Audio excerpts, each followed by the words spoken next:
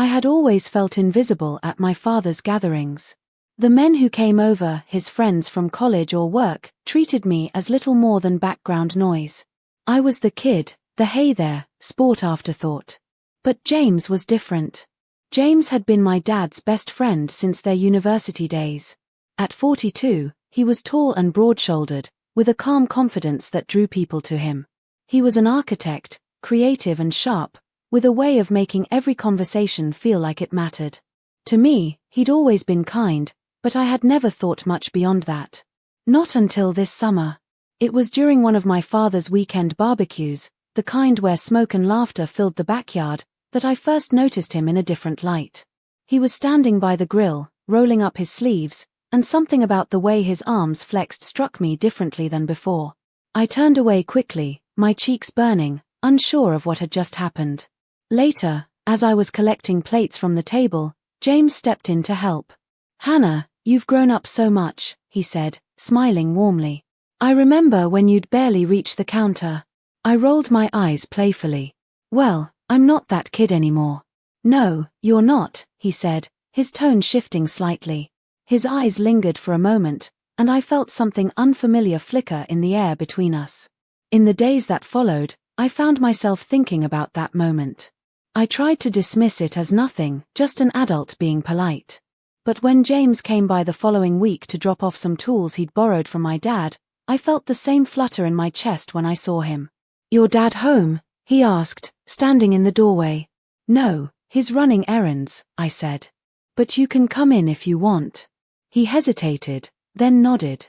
"Sure, why not?" We ended up in the kitchen, where I was working on a school project about urban design.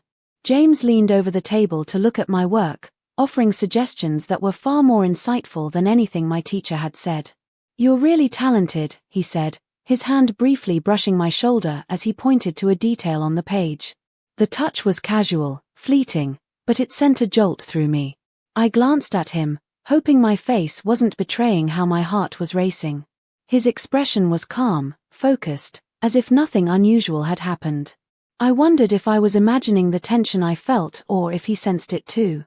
From that day on, I began paying closer attention to James whenever he came around. I noticed the way his laugh seemed to warm the room, the way he listened intently when I spoke, as if what I said mattered. I also started changing how I presented myself, subtle things, like wearing a dress instead of my usual jeans or spending an extra minute brushing my hair.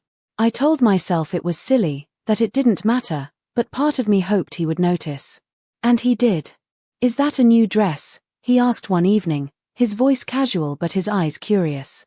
"Yeah," I said, trying to sound indifferent. "Do you like it?"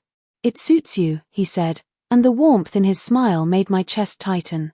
But even as I reveled in his attention, guilt began to creep in.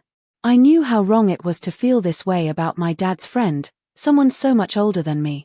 I tried to push the thoughts away, but they lingered, like a shadow I couldn't escape. The turning point came one evening when my dad asked James to stay for dinner. My dad had to step out for an hour to take care of something, leaving James and me alone in the house. We sat in the living room, the silence between us both comfortable and charged. "What about you, Hannah?" he asked, leaning back in his chair. "What do you want to do after high school?" I shrugged, feeling self-conscious. "I'm not sure. Maybe something creative. Art, design, something like that."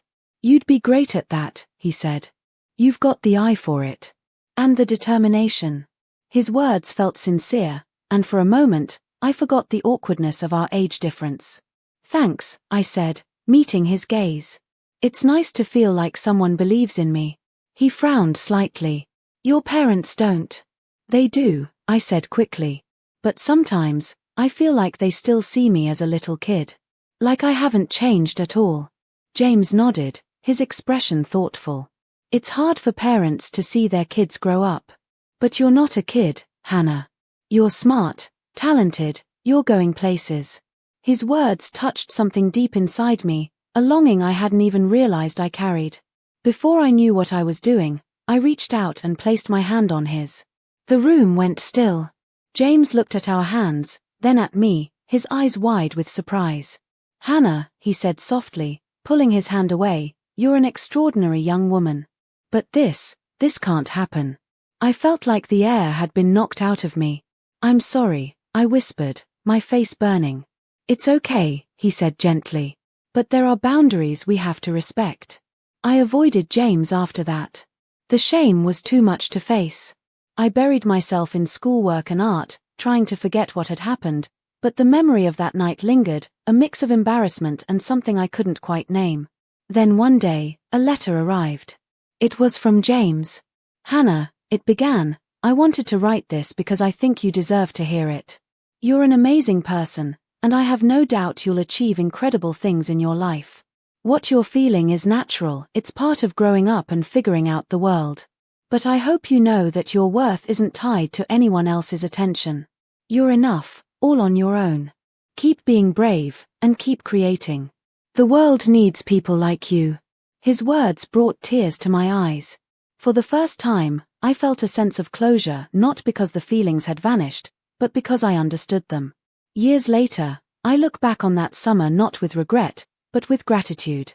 James was never more than a passing figure in my life, but his kindness and honesty left a lasting mark. Standing by the lake one evening, watching the sunset paint the sky, I feel a quiet peace. That moment was part of my journey, a reminder of the beauty and complexity of growing up. And as I turn to face the future, I feel ready to embrace whatever comes next.